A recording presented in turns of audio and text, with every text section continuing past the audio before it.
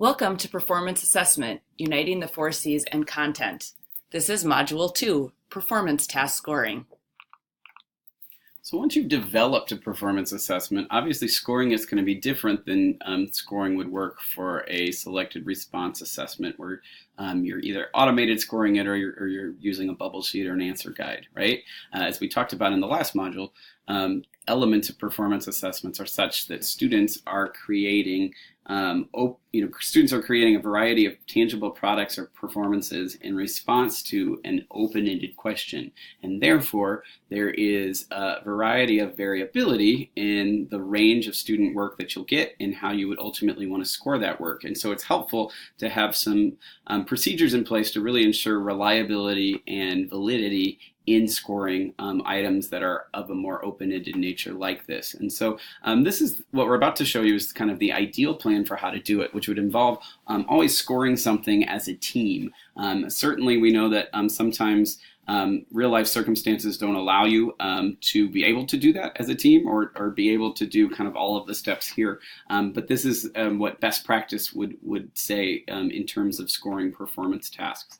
The first step would be for each member of the scoring team to individually review the task prompt and any stimulus supporting materials that are provided to the students. And that way you can ensure that every person who's scoring has seen all of the same material that the students themselves have seen and used. And also so that it's fresh on your mind in case it's been several days since the actual task was administered. The next step would be for each individual on the scoring team to review and annotate the scoring rubric that's associated with that task. And by annotate, we mean you would go kind of item by item, criterion by criterion, really highlighting what are the keywords, circling, underlining, drawing lines through it. What are the keywords that distinguish the different achievement levels associated with this particular scoring guide? And we'll show you in a minute an example of what a scoring guide might look like and how you do that in a real performance task.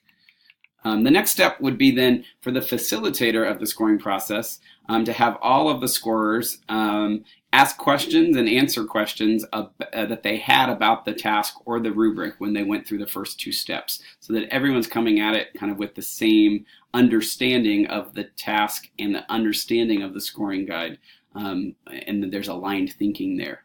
At that point, rather than going straight into scoring student work, there's a really important next step that involves using anchor responses to really calibrate yourselves as a scoring team. So again, to improve the overall validity and reliability of the scores you produce. So what this means is there'd be a series of responses that would be taken out and that were kind of carefully selected, so it's such that they represent a range of student work, some work that's stronger, some work that's weaker. And what you would do at this point in the scoring process is each individual, using the annotated rubric that they had just produced, would evaluate each of the anchor responses. And typically there's anywhere from 3 to 5 anchor responses that you would want to look at. So you would score each of them for each of the performance indicators in the rubric. You would record your score, and you might also list like what was some of the evidence that you used from the student work that explained why you gave it the score you gave it. Because once each individual scorer has had the chance to score those items, the facilitator would then invite individuals to share the scores that they gave for each criterion, noting where there are similarities and differences. And in the event that there were differences of opinion on certain scores for certain criteria, you'd have a conversation about why did you score it higher? Why did you score it lower?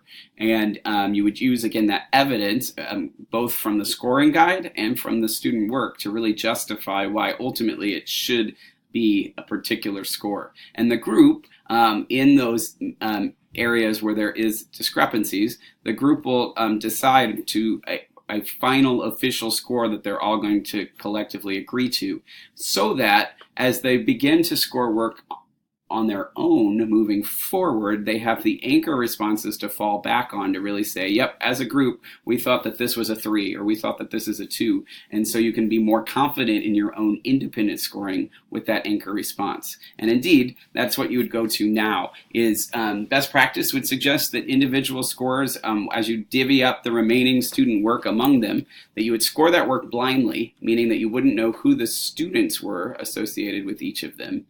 And scorers would also attempt to try to double blind score, which would mean you'd have 2 scorers for every 1 piece of student work, which again just further increases the validity of that score in case there were some that are kind of tricky and in that ambiguous level. So again, that would be the full process you would use to score a performance assessment. We've got a few resources that would allow you to go through and practice a scoring session on your own as part of this module. So we've got 2 different example performance tasks, one at the K-8 level, one at the high school level. Both of these actually come from national standardized assessments that are used in a couple dozen states around the country. They're both literacy assessments that also have ties into some other content areas. And so you'll want to first start, just like we set up, with reviewing the task itself. So if you use those resources to kind of see what are students being asked to do, what are the different texts they're having to read to help support them in that work.